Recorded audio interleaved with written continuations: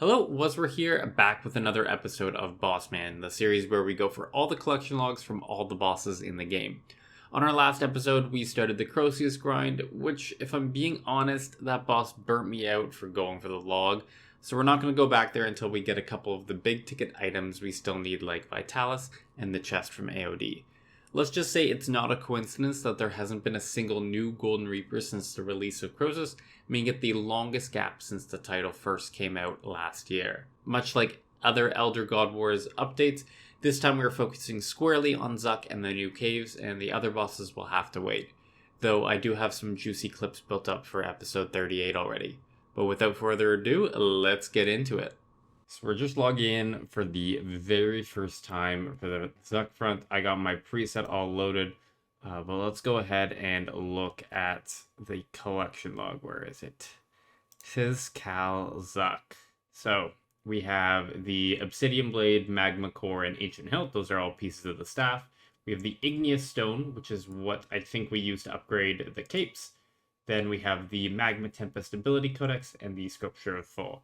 So there are no surprises here. I think it's going to be like Karapek, where we're mostly locked on the stat, or I guess in this case, the sword pieces. And we'll have the rest of the collection log done by the time we get the sword pieces. In terms of learn, there is a lot in here. So I'm going to maybe look at this before going in. Says fighting as False Champion, worthy dismember. Okay. He'll dismember us. He'll reduce our maximum life points, so we might need restores for that. Our first run actually went kind of well, got all the way through to wave 14 with our trusty Pack Mammoth and Onyx Bolt, but when the Fatal Minion spawned, I had no idea at the time what to do, but in voice chat we kind of quickly figured out that we needed to barricade to block all the hits, as you can't actually damage them in this phase. We'll get that next time. The very next attempt we got through those fatal minions with a cheeky Cade, and with that out of the way, it was only the Triple Jad and Harakan waves to go.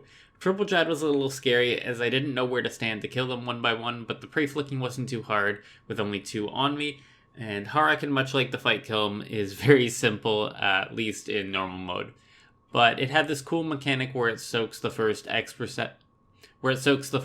damage of each hit, making it better to use higher hitting abilities rather than a lot of small ones, which is normally what you try to do in RS3. The Zuk fight itself was the steepest learning curve for me. I had no idea what I was doing with the mechanics, literally just eating through everything. There we go, we finished Zuk. We got our Reaper crew back, and our Ripper Demon is killing him continuously. So we're getting extra Casey. But we got, wow, 18 Alchemist Key, 2 Serenic Scale, 48 Resonant Animal, full 75 Wine of Zammies. Let's check our chest for our first kill. Holy crap, 18.5 mil. There's a lot of stuff in here. What are anything that's really cool? Reed Seed, is that something new?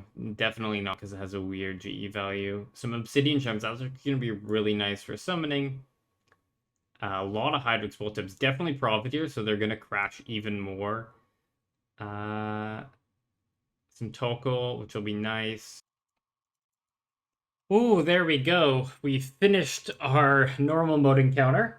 20 minutes, and now, because we've completed the normal mode encounter in a single attempt and completing all of his challenges, we unlocked the hard mode. We also got an Igneous Stone, which we can check in the reward chest here.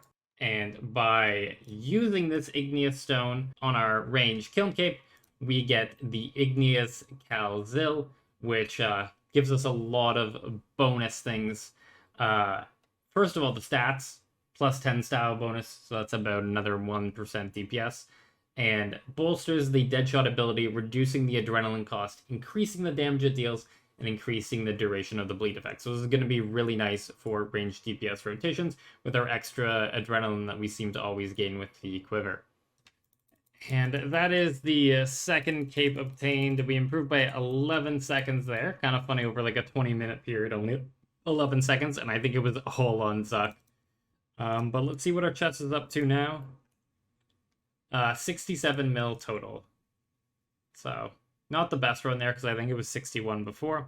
But let's go get our Mage Kiln Cape. I'm going to upgrade Mage next because Mage is super nice. There we go. I think it looks the best of all of them with the purple. I think it just kind of goes with the cape, though. Overall, I'm not the biggest fan of the look of them. And with the staff equipped, Omni will now hit 4 times. I'm just going to toggle on max it mode just to show its potential here. And we'll go and boom, 5k and then 3 5k hits. So that's a 20k with max it mode with like no damage boosts on. And that's our third run. We have all 3 capes about 4 hours after release. Time to go die at hard mode. Eventually we will need to come back to normal mode to get 100 total KC. But for now, let's just go make this final cape. So with the Igneous Calquette equipped, we can now use Overpower here, and it's going to hit twice. And hit like a 7k, 8k. That's pretty nice. I don't know how it'll fit into DPS rotations, because it just costs so much adrenaline, and melee is often starved, but it is pretty nice. Okay, starting hard mode.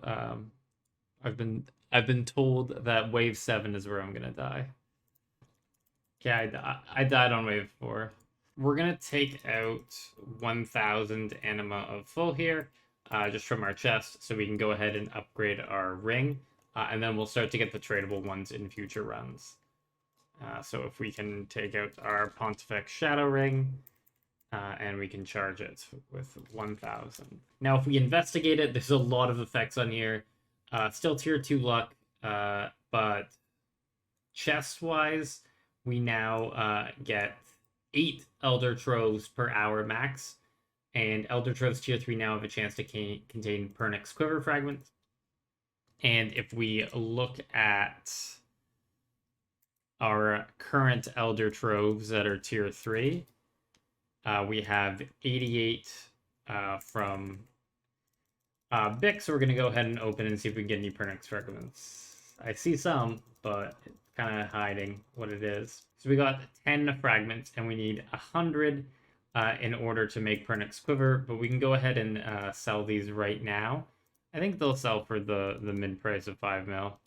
Yes, though they sold for 6.7 mil each. Very nice. And once we get 5,000 of each anima, we'll be able to upgrade our ring even further to make it work as a passive. Oh, let's freaking go. No, I'm gonna fucking die to Zuk. Okay. How far? I'd say like I last like maybe 30 seconds. I have 4 sailfish left.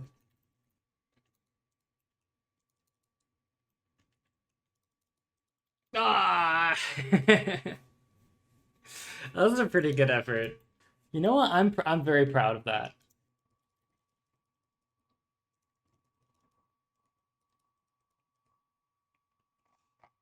Let's go! Hard mode kill! Oh, we got our hard mode kill, so we're gonna come up and sit on his throne up here. I think we have to actually rest. Yeah, could do with a few cushions, so we basically get rewarded for sitting up here, but unfortunately we didn't get a staff piece there. But let's see what we have in our chest now. If anything new popped in, there's nothing on the ground. Yeah, I think like it added like 10 mil for that Zuk kill. So that's pretty nice. We're up to 253 tradable anima, so we need to get up to 5k before we can do something about it. Oh! Oh! Oh my god! Oh my god! Oh my god! Haha! Yo! We got a magma core. Holy crap. We are going to take that into our inventory right now. So the magma core is one of the pieces of the T95 weapon. So we're going to go to World 2 to try to sell this. Ended up selling the piece for 108 mil shards, which is worth 2.7 build GP. I could have potentially held out for a couple hours to get the full 3 build that they were trading for at the time, but I wanted to get back to Zuk and get that flawless run done and claim my hybrid cape. Yes! Zuk did it! Yes, we've unlocked the hard mode override. Hell yeah. Oh, that was tough. I feel really good about that. Our kill was too long to track. It was over an hour. But what did we get from our chest here? We're up to 156 mil, and I got an igneous stone. Scared me, and I thought I got another drop. But yeah, that feels pretty good. I'm pretty happy with my PVM abilities getting this done. But let's figure out how to actually make the capes. So I think if I take all three of them and just use them on each other, and we will get the Igneous Cal Zuk, which has the really cool override, and I am so happy with this cape. Let's go show this off at War's Retreat. So yeah, this is day one. I want to say like 6 hours after release. No. This is about 12 and a half hours after release. We went ahead and we did 7 normal mode runs, and then we did the 3 hard mode runs. So that was our third one. All 3 times on my hard mode kills, I've gotten to Zuk flawlessly. So that's really nice. We don't need to worry about flawless anymore. It does help our drop rate if we don't use checkpoints. But I'm not too worried about that because I did already get that one magma core here on one where I did use the checkpoint. So 1/3 of the way done to a weapon. Oh, I got the pet. Yo, today is a good day. Yeah, I guess we have a new pet override. Let's take that out of here. And yeah, inspect the pet. We've unlocked Little Zuk, override familiars. Now we have our boss pet. It was just kind of T-posing there. It's a little weird. But he's a nice boss pet. Good size to him, good heft. And also really cool. I do want the gold skin. So it's probably going to get me to stay for 200 hard mode. Because if we look at the boss pet, we go Lil Zuk, number 2. We get this at 200 times in hard mode. And that looks really cool with the gold. I guess we're doing 200 hard mode. Well, I just did something very dumb and forgot to record while doing it. But I went ahead and insta-bought the Magma Tempest Codex for 1.8 bill. And now we're going to try it out. So Magma Tempest is a staff-only ability. So it's going to be really important while we're using our staff. But if we come here and we use Magma Tempest, it creates an AoE around it, and it hits about 100 to 200, so 8 times total. Now, the real busted part about bleed abilities is that it adds like 4 to 8 damage for every stat you're boosted. So now when we Magma Tempest with max hit mode, we're hitting 600 each time as a max hit. And it hits 8 total times, and each time can also trigger poison. So that's what, like 5,000 damage? Honestly, this ability should be a threshold. There we go. We finally have a timer. We got a 38-minute and 10-second run. Unfortunately, we didn't pick up a drop, but our drops from Zuk himself was an Igneous Stone, 24 keys, 50 Dragonstone, and 12 Anima. And our chest is looking pretty nice at 269k. 33:36, so we improved by another minute 40. I think I can get the sub 30. It's time to upgrade our ring. So we have 1400 Resonant Anima of full in here, and we're going to take that into our inventory. On top of that, in the bank, we have, I think 1600. Yeah, 1653. So we need to buy up to 3347 tradable. So 1911. Cost me 100 mil, or 97 mil, but we now have enough anima. So we will get the Pontifex ring here, and we can talk to Wahistel, and then he'll upgrade it. And if we talk to him in the cathedral, he should be able to upgrade our Shadow Pontifex ring. And there we have the Elder Ring achievement done, which means we've fully upgraded our Pontifex Shadow Ring.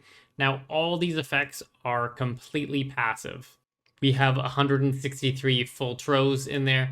So now whenever I get a trove in the future, it's going to be a tier 3 and not the tier 1 that it currently is. So that'll be a little bit extra GP per hour, and hopefully it'll pay for itself over time. There's another personal record improvement. We're down to 30:45. We improved by 2.5 minutes there. Basically, all I did on phase 4, 9, and 14 was I skipped killing anything that wasn't igneous. I think I can get a sub 30. That's probably the end goal. And once we get there, I might try to slow down a little bit. But so far, we seem to be consistently getting 5 Elder Troves per run, which is really nice. But yeah, these Hydrix Bold Tips are stacking up, and because no one's actually ranging this front, they just keep going down. Like, they're 10.3k, and I don't think they sell for 10.3k. There it is, the 1-cycle Harakan. Oh, I'm so happy I got that. Holy crap. 2756. I love this combination. So on this run, what I did is I put on the Conservation of Energy Relic, which saves 10% adrenaline when using an ultimate. And then I also have the Supreme Invigorating Aura. So Tsunami only costs 10% adrenaline. I lose 60% of the cost from Insight Fear, 10% from Aura, 10% from Relic, and 10% from my ring. So, and if it crits, it's free. So I love it. Conk only costs 30%. Sunshine, I end up with 30% after, so I can just dump so much. And that led to a 2756. Yeah, it's my 25th suck. Congrats to me.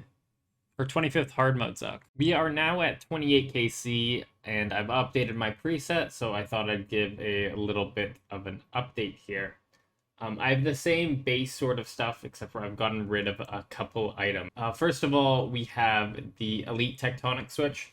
I go ahead and equip my Elite Tectonic for all the Jads, and then the Harakan fight, and the final 100k of Zuk, because I basically don't need the Crypt Bloom damage reduction at that point, so I can take advantage of the Elite Tectonic.